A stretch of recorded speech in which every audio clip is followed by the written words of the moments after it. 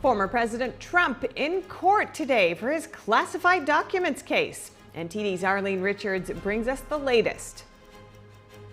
Italy clamped down on TikTok with a $10 million fine for inadequate user protection as Congress pursues a nationwide ban of the social media app. What's the future of TikTok? American dancers and musicians targeted with hate propaganda from the Chinese Communist Party by none other than a Chinese-speaking U.S. customs officer. Lawmakers now calling for a thorough investigation. The Republican National Committee is suing the state of Michigan. They say there are more registered voters than adult residents. NTD Secretary of State responds. Another Boeing plane has mid-flight problems, the sixth time over the past week. More on the American Airlines flight that was forced to make an emergency landing. Some commercial pilots' perspectives on the aircraft manufacturer and a recent series of incidents at United Airlines. A new report shows an increase in wholesale prices is slowing the Federal Reserve's effort to lower interest rates. The SpaceX launch of its Starship went up according to plan, but it was lost upon its return to Earth. We have the details on what happened.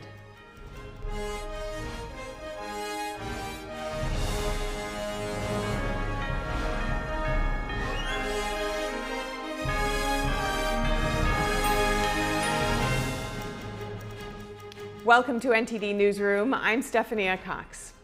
In the classified documents case, former President Trump and co-defendant Walt Nauta are attending a hearing today in a Florida district court. Their attorneys argued two motions to dismiss the indictment against them. They are accused of conspiring to conceal classified documents and obstructing justice. We're joined now by our legal correspondent, Arlene Richards, who's outside the courthouse in Fort Pierce, Florida. Arlene, tell us what's going on in the courtroom so far. Well, good afternoon, Steph. As you can see behind me, there are several supporters here for Donald Trump. He arrived today around 9:30 a.m. As I left the courtroom this afternoon, they were finishing up their arguments on the first motion to dismiss, which is a motion to dismiss based on the fact that the indictment is vague. Now, Trump's position on that is that he was the president in the White House when he ordered that those boxes of documents be transported from the White House to Florida, and that as president, he had the authority to designate them as his personal property. Now, on the other side, they're arguing that most of the occurrences that happened here, or all of the occurrences that happened here in this case, happened after he left office. And they're saying that he should be treated as any other individual who tries to obstruct justice. They say that his argument that he is presidential and that he has immunity it has no merit. Now, when I go back into the courtroom, they're going to argue the second motion, which is a motion to dismiss because of the Presidential Records Act. Steph? And TikTok buyout is in the works. It's after the House of Representatives passed a bill yesterday that could eventually ban TikTok in the U.S. if it doesn't break from its Chinese parent company. Former U.S. Treasury Secretary Steven Mnuchin initially pushed for TikTok's sale to a U.S. firm back in 2020. He told CNBC today that he's gathering investors to try to buy the app. NTD's Jason Perry has the story. Mnuchin said he would ensure that no single entity holds more than a 10% share because he believes that the Chinese would never allow an American company to own such a thing in China. However, due to the Chinese government's regulations initiated in 2020, ByteDance, TikTok's parent company, might be restricted from selling to foreign firms. The Chinese government considers TikTok a sensitive technology and has expressed opposition to any compulsory sale to overseas entities. Wedbush Securities senior equity analyst Dan Ives emphasized to CNN that ByteDance in China will never sell TikTok without the source code, likening it to buying an F1 car without the engine. However, Mnuchin said he's seeking to achieve a solution which the Chinese government will allow TikTok to be sold without a technology transfer. Simultaneously, the Italian Competition Authority today announcing a penalty decision against TikTok, stating that TikTok failed to implement appropriate mechanisms to check on content, especially those that may be harmful to young or vulnerable users. As a result, the Italian Competition Authority fined 3 ByteDance companies, TikTok Ireland, UK, and Italy, a total of 10 million euros, which is about $10.94 million. Jason Perry, NTD News. A U.S. customs officer targeting an American performing arts company with Chinese propaganda. The incident now leading to calls for a thorough investigation of possible infiltration into the U.S. government. NTD's Iris Tao has more from Chicago. 2 days ago at the O'Hare International Airport, performers of the U.S.-based Shen Yun Performing Arts were coming back from a successful performance tour in Europe. But when they were going through the customs, an officer with a Chinese accent targeted the performers with the same hate propaganda that a Chinese Communist Party would use to target religious believers. It just sounded like he was trying to put words into my mouth, like, are you being sponsored by Falun Gong? And so I just said, I don't think I have to answer that question because we escaped from China, but this feels like as if we were being talked to by Chinese government. This is the US, like, I'm coming home. And this is something that should never happen in the U.S. Many of Shen Yun performers practice Falun Gong, a spiritual discipline severely persecuted in communist China. And the officer allegedly also told other officers that Shen Yun dancers were illegal because of their faith. That questioning came despite all of the performers holding either U.S. citizenship or legal visas. In a statement, a CBP spokesperson says CBP strictly prohibits profiling on the basis of race or religion, and that CBP does not tolerate actions that are inconsistent with our core values. And Congressman Ryan Babin, meanwhile, calling for a thorough investigation, saying in a statement that we should never allow the PRC, one of the most repressive countries on the planet, to have influence over our federal government. An immigration lawyer told NTD that the U.S. government needs to strengthen background checks of its officers. Because you can imagine lots of examples where the government of China would do well for itself to plant people within the U.S. government, asylum officers, USCIS officers, any position within the government. The Falun Gong is one group that certainly has been targeted over the years within the United States, and it's important for the U.S. government to be aware about that and to try to actively prevent such threats. Just last year, the FBI arrested 2 suspected Chinese agents and charged them with attempting to bribe a public official in the scheme targeting Falun Gong in the United States. Reporting in Chicago, Illinois, Iris Tao, NTD News. Another Boeing jet encountered troubles yesterday. That marks at least the 6th incident in the past week. An American Airlines flight made an emergency landing at the LAX airport after the pilot reported a possible mechanical issue. American Airlines said this morning that the issue was low pressure in one of the plane's tires. The 23-year-old Boeing 777 plane took off from Dallas, Texas, and landed in Los Angeles without any incident. American Airlines said the aircraft taxied onto the gate under its own power, and passengers got off the plane normally. Another Boeing 777 made an emergency landing on Monday. The United Airlines flight from Sydney to San Francisco was forced to turn around after only 2 hours in the air due to a fuel leak. NTD's Andrew Thomas with a commercial airline pilot to get his take on what has become a significant problem for both companies. Jason, thanks for being with us. My pleasure. Thanks for having me. So my first question for you is, what factors are contributing to the continuing series of incidents United Airlines is experiencing? The metrics that United has come out in the past and most recently to use are using DEI, saying they're going to come out and hire 50% of their workforce in the future as being people of color or female. And while it's an absolute noble thing to say we want to open this to everybody who wants to be a part of it, to say that we're going to hire not solely based on who's most qualified, that's the concern. We can mitigate a lot of risk factors, but wheels and tires are not supposed to be coming off of airliners. Fuel is not supposed to be pouring out. Part of this is the Boeing factor. And we all know that the Boeing 737 MAX has been in the news lately for real issues. The issue with Alaska with the door coming off back in 2018 and 19, the 2 aircraft actually crashing and killing lots of people. And now as the NTSB continues to investigate those things, they're finding more and more items of concern. About, I think it was 33 or 39 of the last several inspections and audits that the NTSB has done against Boeing, they failed at. And so that's not normal. Also, what's going on now is, as the NTSB is investigating the Alaska 737 MAX that the door came off of, and asking Boeing for footage and records of who performed these repairs, who performed the door installations, Boeing comes back and says, well, we don't have any of those records. To which the NTSB is saying, well, that's absurd. And that also flies in the face of the historical safety record that the airlines and the manufacturers have had. And so I think that there's a lot of perhaps profit-driven factors here regarding what's going on with Boeing. And it's part and parcel a little bit what's going on with United. But I think in a lot of ways, they're two separate issues. What kind of quality control issues is Boeing facing specifically?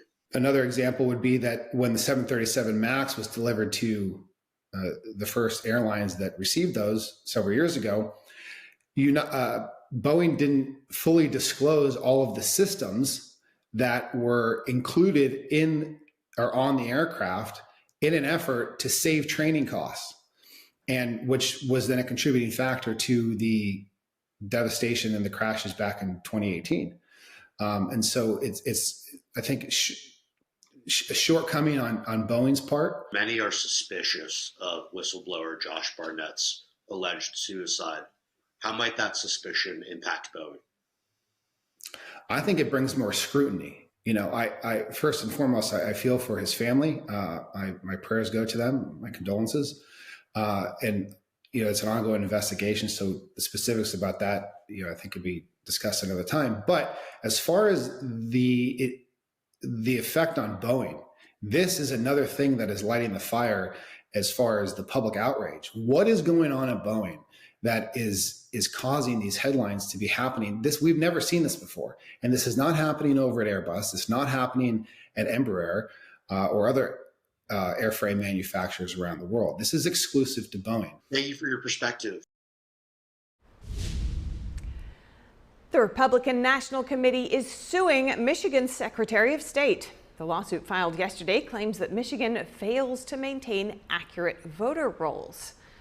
The lawsuit claims that 76 of Michigan's 83 counties have inflated voter rolls. 53 counties have more active registered voters than adult citizens over the age of 18.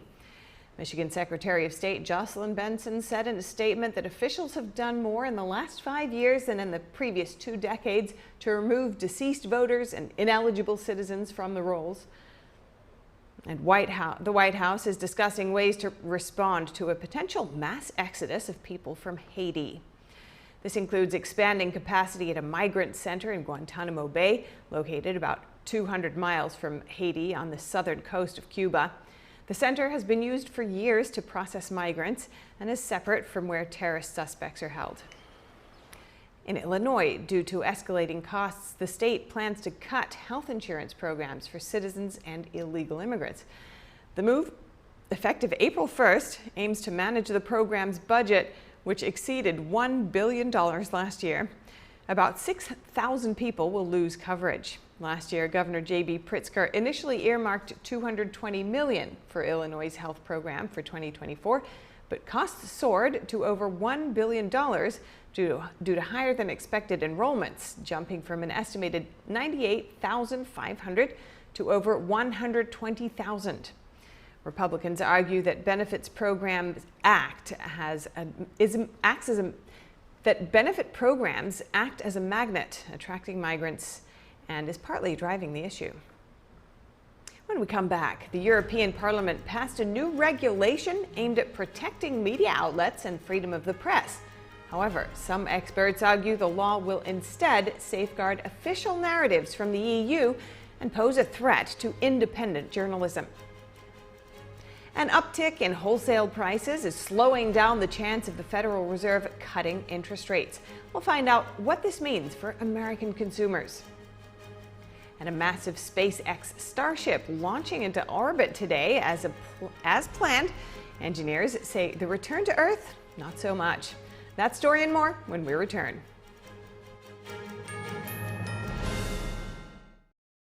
Tangazo hili linahusu njaa.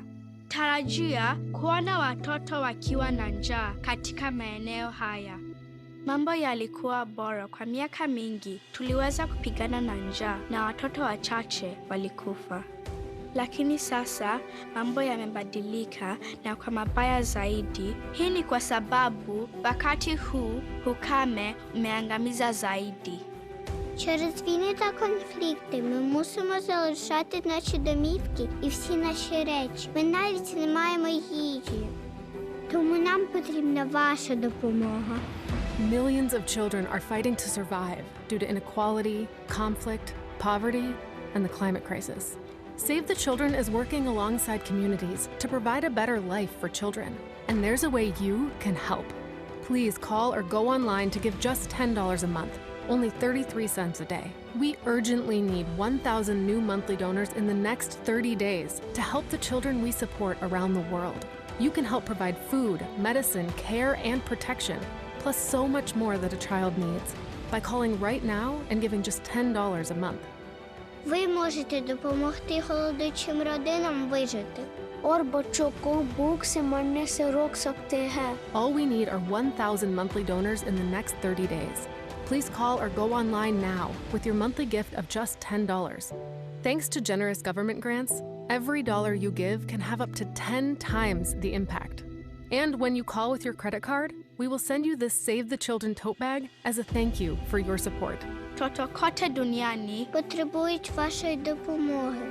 Your small monthly donation of just $10 could be the reason a child in crisis survives. Please call or go online to hungerstopsnow.org to help save lives today.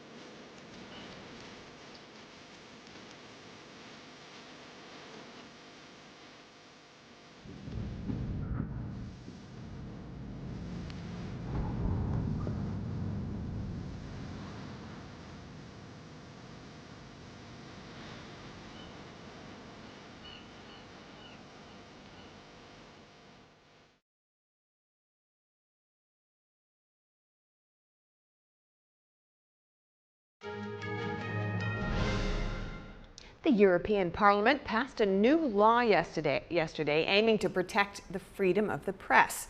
But for some experts, what this legislation will really do is protect official narratives and introduce new censorship for media outlets that would dare to challenge it. NTD's France correspondent David Vivas spoke to a member of the European Parliament. Watch. The European Parliament voted the Media Freedom Act on Wednesday. This new piece of legislation aims to protect media independence, ownership transparency, and impose more regulation on what it labels fake news across the continent. However, the act also opens new doors to sue journalists and online platforms over doubts as to what it labels fake news. It also aims to combat the rise of extremism and the risk of foreign interference in the electoral processes. For some observers, the Media Freedom Act seems to contradict what it claims to defend, the freedom of the press. It enables broader monitoring of the press, including media outlets that don't follow official narratives. Under the pretense of protecting free press and the freedom of journalists, what they're actually introducing is censorship. German Member of Parliament Christine Anderson also highlights the creation of a new legislative tool to protect official narratives. Just looking at the three terms, mis, dis, and malinformation, quite interesting. So misinformation is something you're telling unintentionally it is not true. So you are in error about something. That would be misinformation. If you, however, deliberately tell something that is not factually true. That would be disinformation. But now they're coming up with malinformation. And malinformation is a statement that is factually true, but it would hurt the narrative. She says this is an attempt from the EU to make sure no one questions what would be a desired narrative from any EU country. If I were to say there is only two sexes, men and women, that is considered malinformation because it's objectively, factually a true statement, but it hurts their narrative. And yeah, so I might be looking at prosecution for even saying that. The legislation comes 8 months after the Digital Service Act, aiming at monitoring online platforms. David Vives, NTD News, Strasbourg. And a new report shows a rise in wholesale prices, a sign that inflation remains high. The Federal Reserve uses this index to decide whether to lower the interest rate. This may become a problem for President Biden as he campaigns for a second term. Rising wholesale prices could slow the federal bank from cutting the interest rate. The U.S. Labor Department announced today that its Producer Price Index, which tracks inflation before it reaches consumers, rose by 0.6% from January to February of this year. Higher gas and grocery prices last month contributed to the increase in wholesale prices. However, solid spending and hiring so far this year indicates that the economy could be healthy despite the Fed's aggressive series of rate hikes. Could the U.S. reduce the federal work week from 40 hours to 32 hours without a loss in pay? A Senate committee hearing today discussed the pros and cons. Vermont Senator Bernie Sanders is pushing for the 32-hour work week act.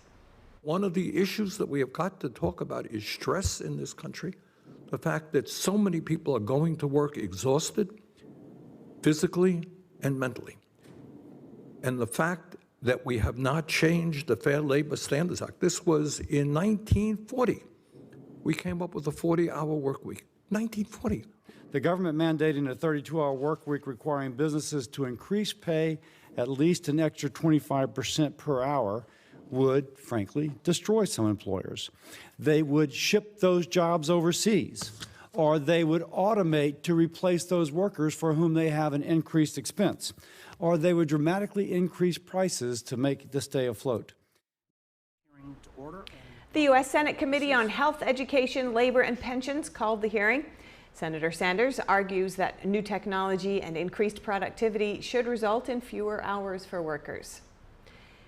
U.S. power consumption will rise to record highs in 2024 and 2025, the U.S. Energy Information Administration said in its short-term energy outlook. And investors in China scammed by a fund. Here's NTD's Don Ma with today's business brief. Thank you, Steph. To begin, let's talk about U.S. power consumption. With lights, phones, TVs, computers, cars, and more, as the number of electronics in our lives increases, so too does our demand for electricity. The U.S. Energy Information Administration projects power consumption to reach record highs this year and as well as next year. This comes as home and businesses use more electricity instead of fossil fuels for heat and transportation. Now, the short-term energy outlook expects a drop in coal use and a rise in renewable output, while the use of natural gas and nuclear power are expected to stay the same. Meanwhile, sad news coming out of China, financial ruin for some investors, including elderly retirees who invested their life savings. And this is after the downfall of Sichuan Trust in China. Now, the Chinese state took over the troubled fund after it declared it could not repay its $3.5 billion in debt. People interviewed said Sichuan Trust led them to believe it was a trustworthy financial institution, so they put their life savings into the bank. They collected money to meet the minimum investment, around $42,000. But trusts are actually set up like a Ponzi scheme, where new investors pay what is owed to earlier ones. The trust announced it would return investors' funds on a sliding scale, meaning the larger the investment, the larger the loss. Many investors have protested the plan. About 300 investors are seeking legal action, and a vast majority of the investors who did sign off on the plan said that they did so under duress and were threatened with big losses if they don't. Back to you, Steph. All right, thank you so much, Don. And next up, a SpaceX launch went up as planned, but didn't return to Earth the way engineers had hoped.